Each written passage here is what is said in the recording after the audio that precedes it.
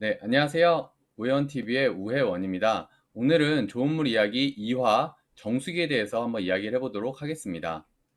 네, 1화에 대해서 먼저 말씀드리면 여기에다가 제가 링크를 걸어둘 테니까 한번 보고 오시면 좋을 것 같습니다. 네, 저희 1화에서는요, 인체 내에 물에 어떤 역할을 하는지, 그리고 하루에 물 얼마나 마셔야 되는지, 그리고 좋은 물이 어떤 물이고, 이 좋은 물의 기준에 어떤 방식을 사용한 물들이 좋을까에 대한 그런 이야기들을 했었어요. 그러면서 이제 수돗물을 끓여 먹는 방법과 생수를 사 먹는 거에 대한 이런 부분들의 장점과 단점에 대해서 말씀을 드렸었습니다. 그래서 오늘은 이거에 이어서 정수기에 대해서 말씀을 드릴 건데요. 지난주에 말씀드렸던 것처럼 우리나라에서 물을 섭취하는 방법 중에 가장 많은 방식으로 선택을 하고 계신 게 바로 이 정수기입니다. 정수기를 이용해서 물을 드시는 분들이 약 40% 정도 된다고 이야기를 하는데요. 실제 우리나라 정수기 시장은요, 거의 한 55%에서 60% 정도의 정수기 보급률을 갖고 있기 때문에 이미 거의 맥스 상태랑 마찬가지다라고 이야기를 합니다. 그리고요, 우리나라 정수기 시장 규모가요, 2조 5천억 원의 시장 규모를 갖고 있다라고 이야기를 합니다. 거의 한 600만 대 정도가 보급 중이라고 2017년 기준으로 되어 있는데, 이게 600만 대가 보급돼 있는데도 불구하고 매년 200만 대가 교체가 되거나 새로 구매를 하는 방식으로 매년 계속 정수기 시장 규모가 성장하고 있고, 지금 정수기를 사용하고 계신 분들도 교체를 하는데 비용을 계속 소모하고 있다라고 이야기를 합니다. 근데 이 정수기는요, 여러 가지 정수 방식들이 있지만 크게 이렇게 세 가지로 나눌 수가 있습니다. 첫 번째는 역삼투압 방식을 선택을 하는 경우가 있고요. 중공삼압 방식을 선택하는 경우가 있고, 오늘 소개시켜드릴 압축 활성탄 방식에 대해서도 오늘 말씀을 드리도록 하겠습니다. 그 중에 제일 먼저 말씀드릴 부분은 바로 역삼투압 방식인데요. 이 역삼투압 방식은 우리나라 전체 정수기 중에 거의 80% 가까이 되는 보급률을 갖고 있다라고 이야기를 합니다. 근데 이 역삼투압 방식이 어떤 방식인지에 대해서 이야기를 해보도록 할게요. 먼저 역삼투압 정수 방식은요, 쉽게 얘기하면 물에 어떤 농도가 있으면 고농도의 물과 저농도의 물이 있을 때 자연스럽게 고농도 쪽으로 물이 이렇게 쏠리게 되어 있습니다. 고농도 쪽으로 쏠리게 되어 있는데 이거를 삼투압 현상이라고 이야기를 해요. 근데 반대로 이 고농도의 물을요, 강하게 압력을 줘가지고 필터를 통과해서 저농도 쪽으로 짜서 만들어내는 역할을 하는 게 바로 역삼투압 방식이라고 이야기를 합니다. 근데 이 고농도의 물을요, 아주 미세한 필터를 통과해 가지고 저농도로 만들다 보니까 많은 것들이 걸러져서 가는 방식으로 정수를 한다는 거죠. 그래서 이 역삼투압 방식의 가장 큰 장점은요, 중금속이나 질소와 같은 그런 유해 물질을 거의 완벽하게 차단한다 라는 장점이 있습니다. 근데 이 역삼투압 방식에 문제가 있어요. 우리나라에서 역삼투압 방식이 가장 많이 보급이 되어 있는데요, 유해 물질을 완벽하게 제거시켜주고 안 좋은 물질들을 잘 걸러주는 데 반해서 오히려 우리 몸에 필요한 미네랄까지 제거해 준다는 함정이 있습니다. 그래서 이 미네랄인 게 도대체 뭘까에 대해서 말씀드리면, 우리 몸에 약 4% 정도 차지를 해요. 엄청나게 많이 차지하는 건 아니죠. 뭐 셀레늄이라든지 아연, 인, 칼슘, 마그네슘, 나트륨, 뭐 이런 여러 가지 우리 몸에 필요한 금속 물질들을 미네랄이라고 이야기를 합니다. 근데 이 미네랄이요, 약 4%밖에 차지하지 않지만 우리 몸에서 아주 중요한 역할을 합니다. 이게 없으면 우리 몸에서 우리가 살아갈 수가 없고 우리가 사망하는 상황까지도 발생이 될 수 있을 정도로 아주 중요한데요. 이 미네랄이 우리 몸에서 산도 조절을 하고요, 피와 뼈 같은 구성 물질로서도 역할을 하고요, 생리작용에 아주 중요한 도움을 하고 신경 전달 물질로서 아주 중요한 역할들을 하는 게 바로 이 미네랄입니다. 근데 이 역삼투압 방식이 미네랄까지 걸러주다 보니까 미네랄이 없어진 물은 바로 산성화가 돼 버리는 거예요. 그래서 공기 중에 있는 이산화탄소 같은 거를 흡수시켜 가지고 우리 몸에 들어올 때 산성화된 물로 들어오게 되는데요. 이 1980년대 역삼투압 방식의 정수기가 공급된 이후로 우리나라의 암 발병률이 아주 올라갔다라는 이야기도 있습니다.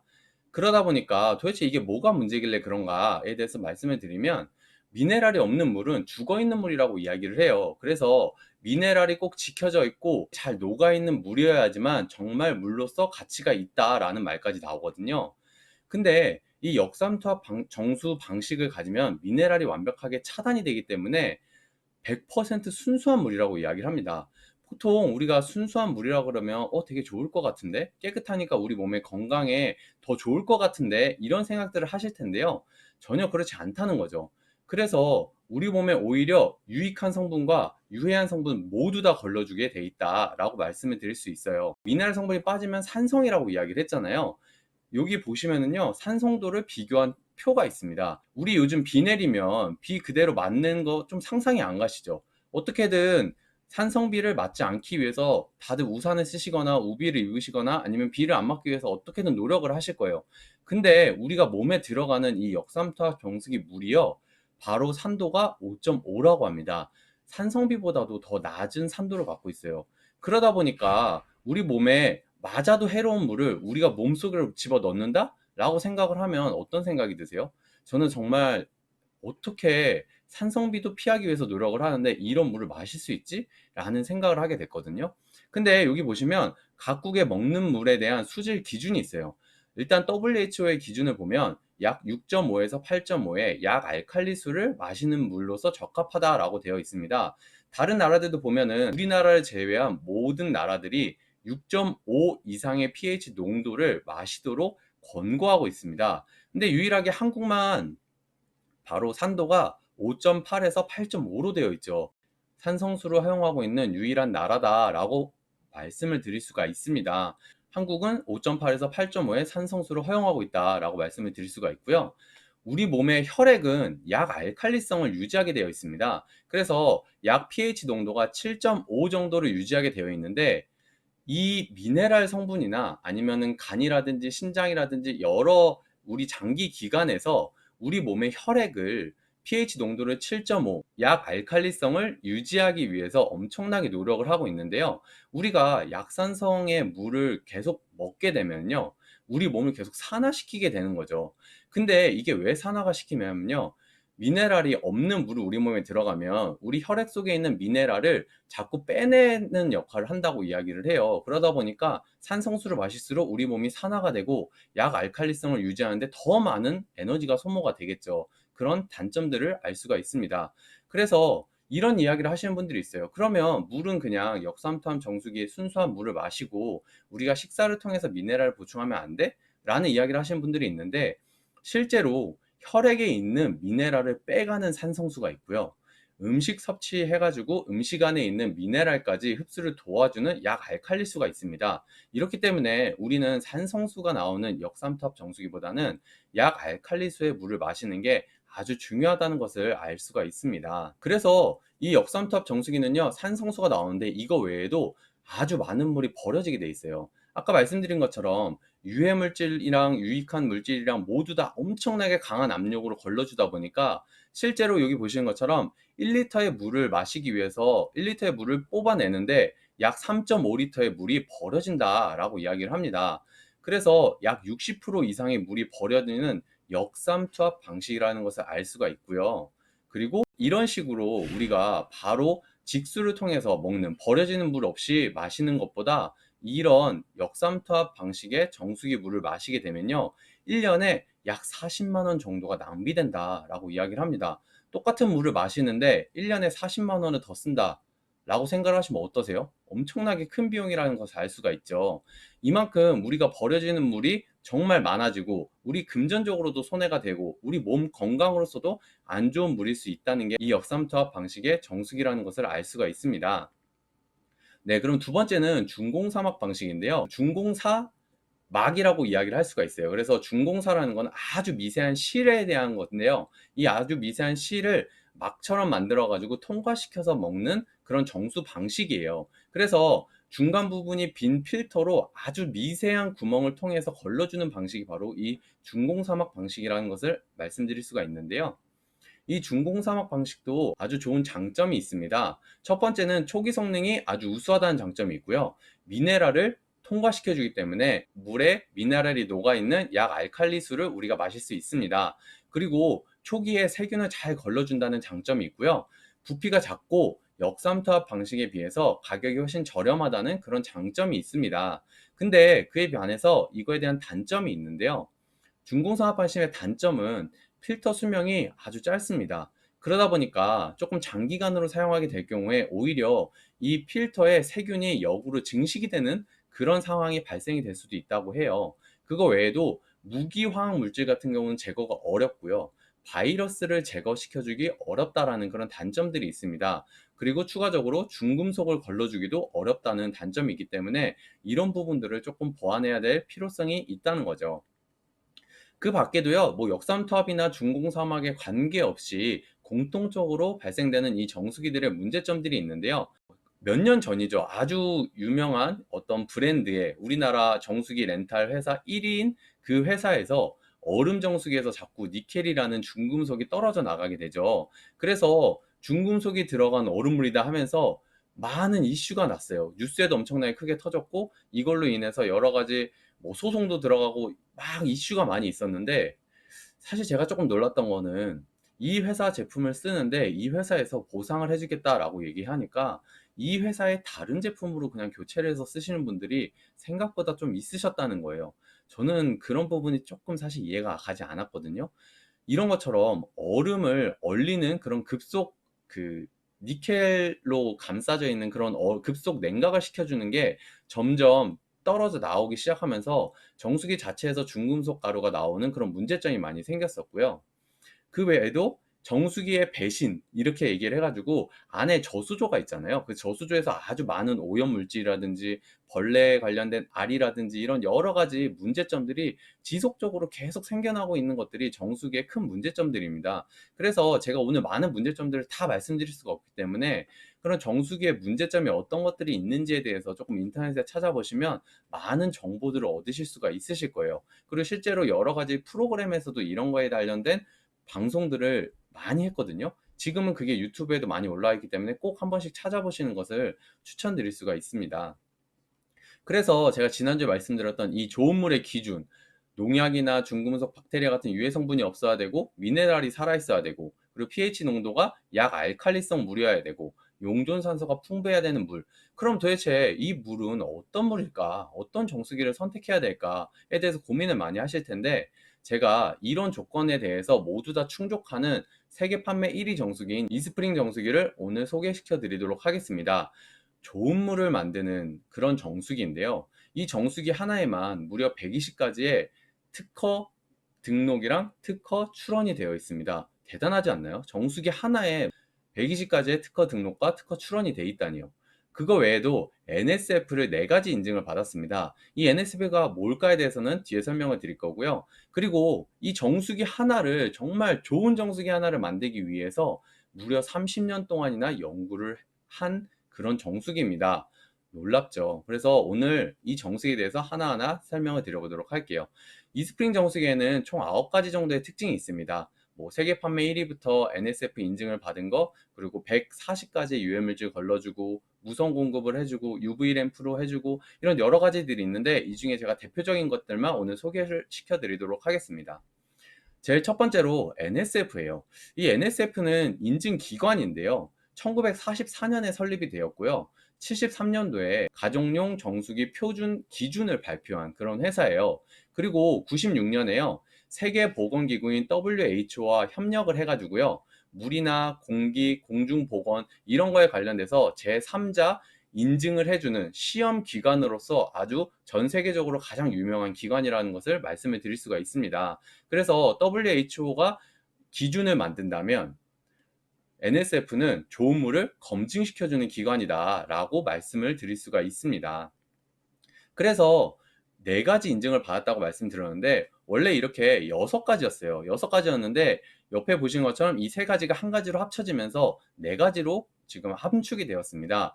여기 맨 처음에 보이시는 NSF42, 맛이나 냄새, 심리적 요인의 제거. 이거는 일단 기본 정수기라면 누구나 있어야 되는 거예요. 그래서 이것조차 없다, 그럼 이거는 정수기라고 말을 할 수가 없는 것을 말씀을 드리고요. 나머지들에 대해서 조금 말씀을 드리면, 첫 번째로 401입니다. 이거는 의약품 등 신종 오염물질을 제거해 준다라는 인증인데요. 요즘 약품이나 이런 것들이 많이 하수구에 버려지고 이런 것 때문에 물들에서 항생제 물질들이 많이 발생되고 슈퍼박테리아라고 하는 것들이 많이 걸러지지 못하는 상태에서 물이 몸에까지 섭취가 되는 그런 이야기들을 들어보신 분들이 있으실 거예요.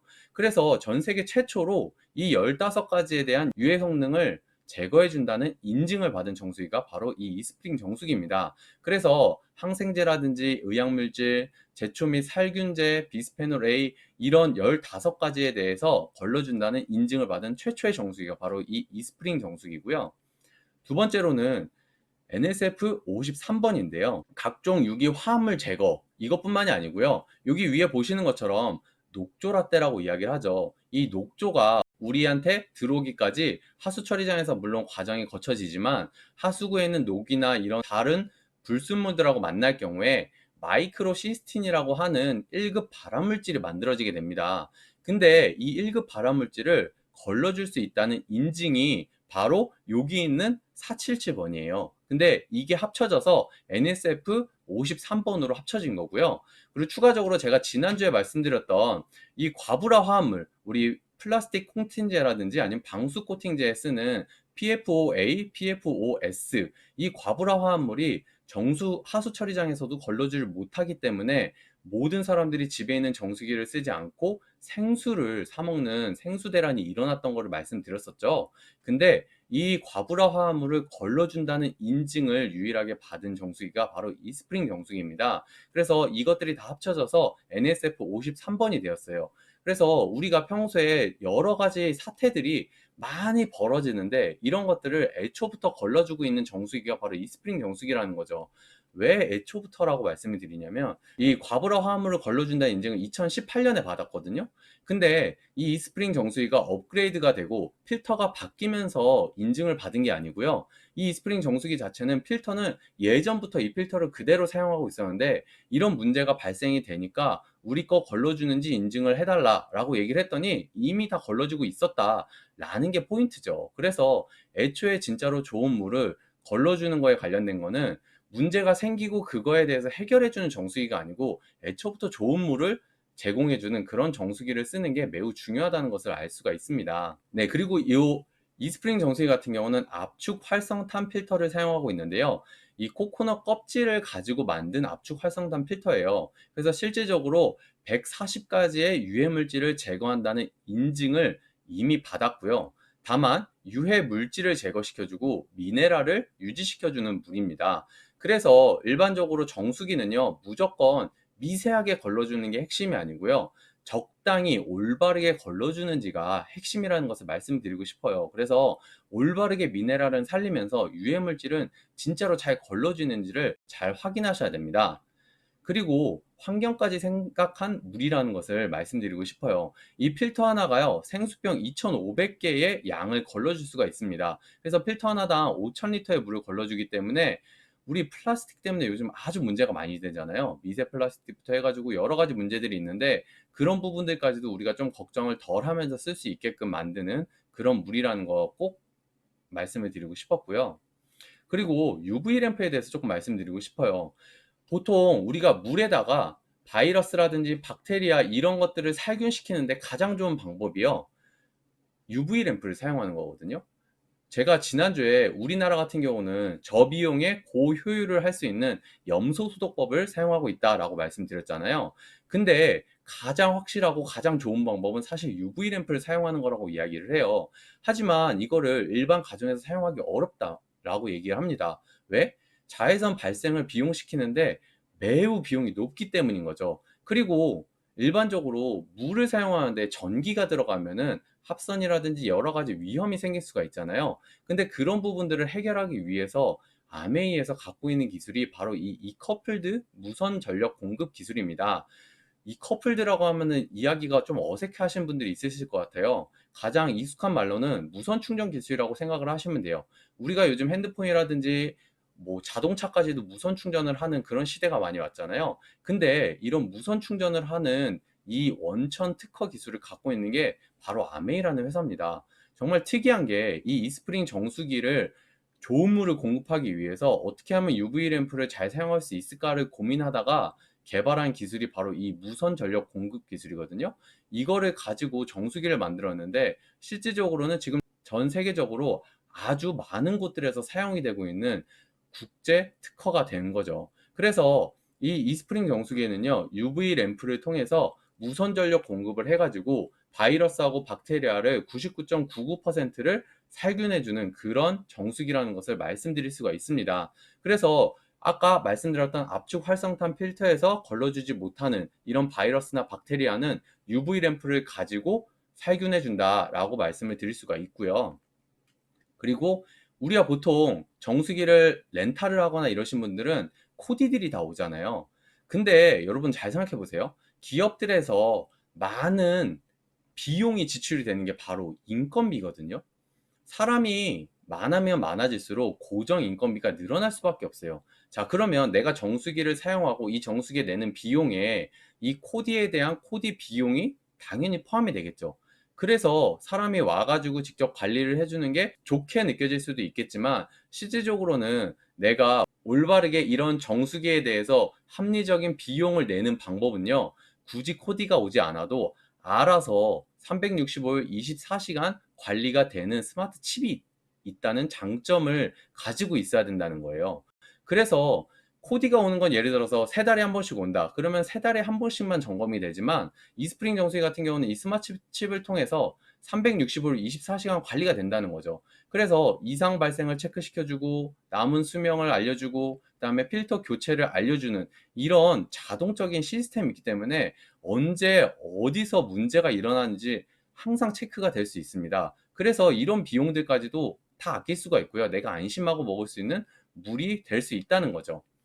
그거 외에도 이스프링 정수기는요, 직수 방식이에요. 아까 말씀드렸던 것처럼 역삼투압 정수기는요, 거의 60%의 물이 버려진다라고 말씀드렸잖아요. 근데 이 직수 방식이기 때문에 버려지는 물이 전혀 없습니다. 그래서 그냥 내가 수돗물이 바로 정수가 돼가지고 하나도 버려지는 물 없이 UV 램프를 살균을 통해서 우리가 바로 마시는 그런 물이라고 말씀을 드릴 수가 있습니다. 그리고요, 유지비 아주 중요하죠. 많은 분들이 정수기를 사용하시고 이런 부분들이 고정 지출이 발생이 되시다 보니까 비용적인 부분에 있어서도 신경을 안 쓸 수가 없어요. 그래서 첫 번째는요, 이 스프링 정수기는 정수할 때만 작동을 합니다. 직수 방식이기 때문에, 그리고 저수조가 없기 때문에 평소에 들어가는 비용이 없어요. 근데 내가 물을 틀었을 때만 작동이 되고 그때만 뭐 비용이 발생이 되는데, 하루에 1시간 정도 정수기를 작동한 기준으로 봤을 때 한 달에 전기요금이 640원 밖에 나오지 않습니다. 정말 적지 않나요? 1년 내내 사용을 해도 한 4,000원이 안 되는 금액이죠. 그 정도의 금액을 가지고 이 스프링 정수기를 사용할 수 있다는 거예요. 그거 외에도 필터가 무려 5,000리터를 걸러주기 때문에 1리터당 83.28원이라는 비용으로 우리가 좋은 물을 마실 수 있다는 거죠. 그래서 사실 좋은 물이 있고요, 편한 물이 있습니다. 여러 가지 정수 방식들이 있다 보니까 뭐 냉수가 나온다, 온수가 나온다, 얼음이 나온다, 이런 것처럼 편한 물들이 정말 많이 있어요, 실질적으로도.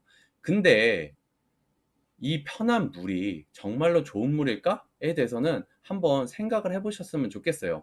진짜로 우리가 물을 마시는 이유가 시원한 물을 마시기 위해서 정수기를 쓰는 것도 아니고요, 얼음물을 마시기 위해서 정수기를 쓰는 건 아니지 않나 라는 생각이 듭니다. 우리가 많은 사람들이 실제적으로 우리 건강에 좋지 않고, 실제로 유럽 같은 데서는 이 정수기가 판매되는, 그러니까 마실 수 있는 물로서 허가가 되지 않는 그런 물이지만 편리하다는 그런 마케팅으로 인해서 우리가 많은 분들이 이런 정수기를 사용하신 경우가 많거든요. 근데 저는 제 주변 분들은 최소한 이런 편한 물보다는 진짜 내 건강에 필요한 좋은 물을 선택하셨으면 좋겠다 라는 생각이 듭니다. 그래서 여러분들은 편한 물과 좋은 물 중에 어떤 물을 드시겠습니까?